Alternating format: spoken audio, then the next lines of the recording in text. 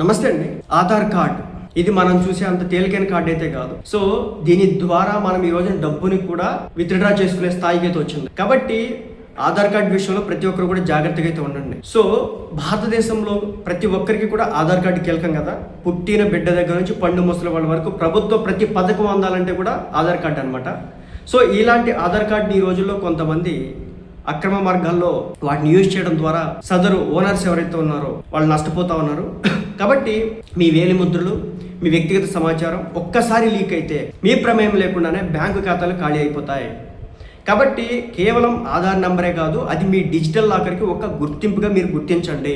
So అయితే ఏంటంటే ఈ ఆధార్ కార్డుకి సంబంధించినటువంటి కొన్ని టిప్స్ నేను చెప్తాను, కొన్ని జాగ్రత్తలు నేను చెప్తాను. అంటే ఈ ఏదైతే మనకు సంబంధించినటువంటి బయోమెట్రిక్ దాన్ని ఎనేబుల్ చేసుకోవడం, ఆఫ్ చేసుకోవడం, అవసరమైనప్పుడు మాత్రం వాడడం, అలాగే ఐరిస్ కంటికి సంబంధించి కావచ్చు, మన డిజిటల్ ఐడెంటిటీని ఏ విధంగా మాస్క్ చేయాలి, వీటన్నిటికి సంబంధించినటువంటి పూర్తి వివరాలు చెప్తాను.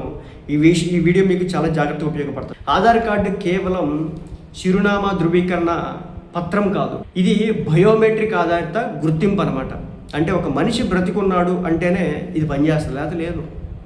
పాన్ కార్డుల కోసం, పాన్ కార్డు పన్నుల కోసం, పాస్పోర్ట్ ప్రయాణాల కోసం ఉపయోగపడితే ఆధార్ కార్డు ప్రతి పౌరుడికి వేలి ముద్రలు, కంటిపాప అంటే ఐరిస్ స్కాన్లతో అనుసంధానమై ఉంటుంది. దీనివల్ల ఒక వ్యక్తి 2 ఐడీలు పొందే అవకాశం అయితే ఉండదు. ఆ విషయం మీకు తెలుసునా? కాబట్టి ఈ వ్యవస్థ వల్ల డూప్లికేట్ ప్రొఫైల్స్ అన్నింటినీ కూడా వేరే వేస్తారు. కాబట్టి ఇది అంత ఇంపార్టెంట్, అర్థం చేసుకోండి. అయితే ఈ నేటి యుగంలో, నేటి డిజిటల్ లావాదేవీల యుగంలో Aadhaar enabled payment system AEPS ద్వారా నగదు కూడా డ్రా చేసుకోవడం అయితే జరుగుతూ ఉంది. ఇది సామాన్యులకు వేరు చేస్తుంది, కానీ కేటుగాళ్ళు దీన్ని అనవసరంగా ఆసరాగా చేసుకుంటా ఉన్నారు, వాడేసుకుంటా ఉన్నారు. అంటే ఆధార్ నెంబర్ మరియు వేలిముద్రల క్లోనింగ్ ద్వారా అకౌంట్ల నుంచి సొమ్ముని లాగేస్తూ ఉన్నారు. ఆధార్ అనేది మన డిజిటల్ జీవితానికి పునాది.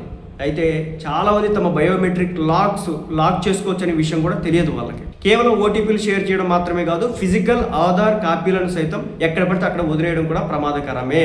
మళ్ళీ చెప్తున్నా, ఆధార్ని యాక్సెస్ చేయాలంటే ఓటీపీ కావాలి కదా. ఓటీపీలు షేర్ చేయడమే కాదు, ఫిజికల్ ఆధార్ కార్డును కూడా ఎవరికి పడితే వాళ్ళకి ఇవ్వకూడదు. ఎందుకంటే దానివల్ల మన బ్యాంకులో డబ్బులు మొత్తం పోతాయి. మీకు చెప్పే కదా, ఈ విధంగా మన ఆంధ్రాలో కూడా, తెలంగాణలో కూడా, అనేక రాష్ట్రాల్లో కూడా ఈ ఆధార్ కార్డు యొక్క ఏదైతే ఈ సింథటిక్ ఫింగర్స్ని తయారు చేయించి వాటి ద్వారా వీటిని క్లోన్ చేసి డబ్బుల్ని దోచేసుకుంటా ఉన్నారు. కాబట్టి జాగ్రత్తగా అయితే ఉండండి. మొదట బయోమెట్రిక్ లాక్ చేసుకోవడం అలవాటు చేసుకోండి.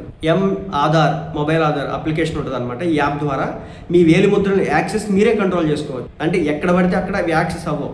ఎప్పుడైతే మీరు ఇవి యాక్సెస్ అవ్వాలనుకుంటారో అప్పుడు దాంట్లో ఎనేబుల్ చేస్తే కనుక మాత్రమే అది అన్లాక్ అవడం అయితే జరుగుతుంది. సో అప్పుడు మళ్ళీ వేయచ్చు, మళ్ళీ లాక్ చేసుకోవచ్చు. అంటే ఎప్పుడు పడితే అప్పుడు వాళ్ళు తీసుకోవడానికి కుదరదు. నెక్స్ట్ మాస్క్డ్ ఆధార్, హోటల్స్లో కావచ్చు, సిమ్ కార్డులు తీసుకునే విషయంలో కావచ్చు, అలాంటప్పుడు 8 అంకెలు కనిపించకుండా మనం ఆధార్ కార్డుని మాస్క్ చేయొచ్చు అనమాట. కాబట్టి ఈ మాస్క్డ్ ఆధార్ కార్డుని ఉపయోగించండి. ఇక మూడోది వచ్చేసి అథెంటికేషన్ హిస్టరీ. UIDAI అని చెప్పేసి ఆధార్కి సంబంధించినటువంటి వెబ్సైట్ ఉంటుంది. ఈ వెబ్సైట్లో మీ ఆధార్ కార్డు గత 6 నెలల్లో ఎక్కడెక్కడ వాడారో దాని హిస్టరీ మొత్తం కూడా ఉంటుంది. కాబట్టి తప్పనిసరిగా అప్పుడప్పుడు చెక్ చేసుకుంటూ ఉండండి. ఎవరైనా ఎక్కడైనా అనాథరైజ్డ్గా యూజ్ చేస్తూ ఉన్నారా, మెలేషియస్కి ఏదైనా జరుగుతుందా. కాబట్టి తప్పనిసరిగా చెక్ చేసుకోండి అనమాట. సో తప్పనిసరిగా బయోమెట్రిక్ లాక్ చేసుకోవడం కావచ్చు, ఆధార్ కార్డ్ని మాస్క్ చేయడం కావచ్చు, అథెంటికేషన్ హిస్టరీని చెక్ చేసుకోవడం కావచ్చు.